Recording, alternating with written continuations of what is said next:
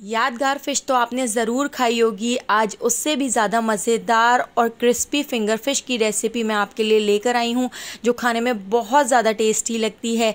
एक बार आप मेरी इस रेसिपी को ट्राई करेंगे तो हमेशा इसी रेसिपी से आप फिंगर फ़िश बनाना पसंद करेंगे। आपके घर में कोई दावत हो तो आप एक बार इस रेसिपी पर मेरा ये मसाला लगाकर ज़रूर देखिएगा, आपको बहुत ज़्यादा पसंद आएगा। तो चलिए चलते हैं इस मज़ेदार सी फिंगर फ़िश की रेसिपी की तरफ। तो इस मज़ेदार सी फिंगर फ़िश को बनाने के लिए हमने यहाँ पर फिंगर फ़िश ले ली है और ये मैंने पहले से ही इस तरह से कट करवा ली थी। तो यहाँ पर मैंने 1 किलो फिंगर फ़िश ली हैं। तो इसके ऊपर हम एक मसाला मैरिनेट कर लेते हैं। तो 1 टीस्पून नमक ऐड कर दिया है। 2 टेबल स्पून भर के हम इसके ऊपर लहसुन अदरक का पेस्ट ऐड कर देते हैं। और यहाँ पर हमने 2 बड़े साइज़ के लेमन ले लिए हैं। तो लीमू का रस हम इसके अंदर निचोड़ देते हैं। लीमू की क्वांटिटी थोड़ी सी ज़्यादा ही इसके अंदर जाएगी, तो मैंने 2 बड़े साइज़ के लीमू इसके अंदर निचोड़े हैं। और लीमू निचोड़ने के बाद अब हम इसके अंदर ऐड कर देते हैं 1/2 टीस्पून हल्दी पाउडर। तो अभी फ़िलहाल हमने बस ये 4 चीज़ें इसके अंदर ऐड की हैं और इसको अच्छी तरह से मिक्स कर लेते हैं। इस फिंगर फ़िश के ऊपर हम 2 बार मसाला लगाएंगे, तो अभी बस ये 4 चीज़ें लगाकर हम आधे घंटे के लिए इसको कवर करके छोड़ देते हैं, ताकि ये सारा मसाला अच्छी तरह से इसके अंदर चला जाए।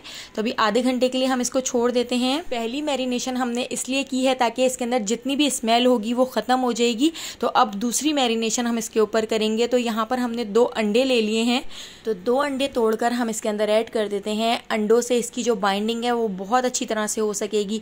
अब हम इसके अंदर ऐड कर देते हैं 3 टेबल स्पून कॉर्नफ्लोर और इसके साथ ही 3 टेबल स्पून हम इसके अंदर मैदा ऐड कर देते हैं। मैदा और कॉर्नफ्लोर ऐड करने से बहुत ही क्रिस्पी हमारी फ़िश बनकर तैयार होगी।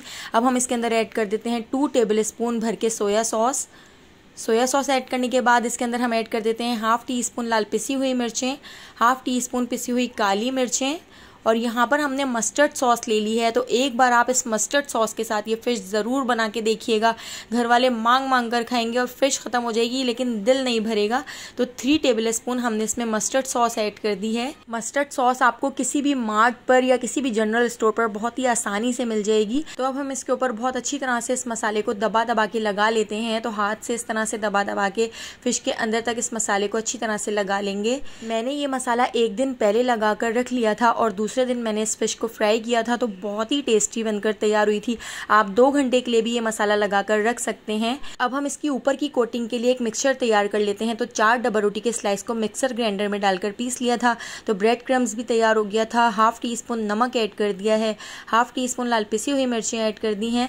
1/2 टीस्पून पिसी हुई काली मिर्चें ऐड कर दी हैं और 1/4 टीस्पून मिक्स हर्ब्स हम इसमें ऐड कर देंगे। इससे अच्छी सी खुशबू आएगी इसके अंदर। तो ये सारे मसाले हमने इसलिए ऐड किए हैं ताकि ऊपर से भी इसका टेस्ट बहुत मज़ेदार लगे और ऊपर से भी ये खाने में बहुत ज़्यादा क्रिस्पी लगे। तो थोड़ा सा बारीक कटा हुआ हरा धनिया हम इसके अंदर ऐड कर देते हैं, जिससे इसका लुक बहुत ज़बरदस्त आएगा। तो हरे धनिया को भी इसके अंदर अच्छी तरह से मिक्स कर लिया है। तो चलिए अब हम फ़िश फ्राई करना शुरू करते हैं। तो 1 दिन पहले जो मैंने फ़िश के ऊपर मसाला लगाकर फ्रिज में रख दिया था, तो यहाँ पर मसाला इसके अंदर अच्छी तरह से जा चुका है, अच्छी तरह से इसके ऊपर मैरिनेट हो चुका है। तो 2 घंटे में भी मसाला बहुत अच्छी तरह से मैरिनेट हो जाता है। तो एक एक हम इस तरह से फिंगर फिश को उठाते जाएंगे और इस तरह से ब्रेड क्रम्स पर कोट करते जाएंगे। तो ब्रेड क्रम्स की कोटिंग की वजह से ये बहुत ही क्रिस्पी बनती है और अंदर से भी बहुत ही क्रंची बनती है। तो यहाँ पर हम सारी फ़िश को इस तरह से ब्रेड क्रम्स लगाकर एक प्लेट के अंदर रख लेते हैं। तो जितनी आपने फ़िश फ्राई करनी है उतनी ही आप इस तरह से इसके ऊपर ब्रेड क्रम्स लगा के इनको फ्राई कर सकते हैं।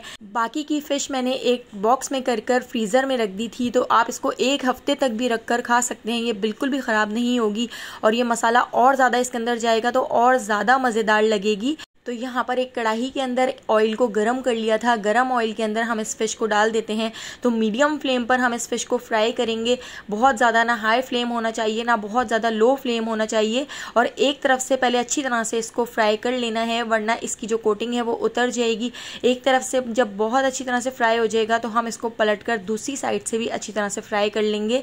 तो यहाँ पर आप देख सकते हैं कितना ज़बरदस्त सा कलर आ चुका है और हमारी फ़िश बहुत अच्छी तरह से फ्राई हो चुकी है। मीडियम फ्लेम पर फ्राई करने से अंदर से भी अच्छी तरह से टेंडर हो जाती है और ऊपर से भी बहुत अच्छा सा कलर आ जाता है। तो यहाँ पर हमारी फ़िश रेडी हो चुकी है। दूसरे राउंड को भी बिल्कुल इसी तरह से मैं गरम ऑयल के अंदर डालकर फ्राई कर लूँगी, मीडियम फ्लेम पर फ्राई करूँगी। तो यहाँ पर हमारी सारी फ़िश फ्राई हो चुकी हैं। हम इनको एक ट्रे में निकाल लेते हैं। तो देखिए कितना ज़बरदस्त सा कलर आया है और कितनी क्रिस्पी हमारी फ़िश बनकर तैयार हुई हैं। एक बार मेरी इस रेसिपी से ज़रूर ट्राई करके देखिएगा, घर में सबको बहुत पसंद आएगा। और अगर आपको मेरी रेसिपी पसंद आई हो तो लाइक कर दीजिएगा और मुझे कमेंट करके बताइएगा कि आपको मेरी ये मज़ेदार सी रेसिपी कैसी लगी। और अगर अभी तक आपने मेरे चैनल को सब्सक्राइब नहीं किया तो जल्दी से मेरे चैनल को सब्सक्राइब करके बेल आइकॉन के नोटिफिकेशन को ऑन कर लीजिए, ताकि डेली जो मैं वीडियो अपलोड करती हूँ उनका नोटिफिकेशन आपको फ़ौरन मिल सके और आप मेरी सारी वीडियोस वॉच कर सकें। तो आने वाली वीडियो तक मुझे दीजिए इजाज़त। अल्लाह हाफ़िज़।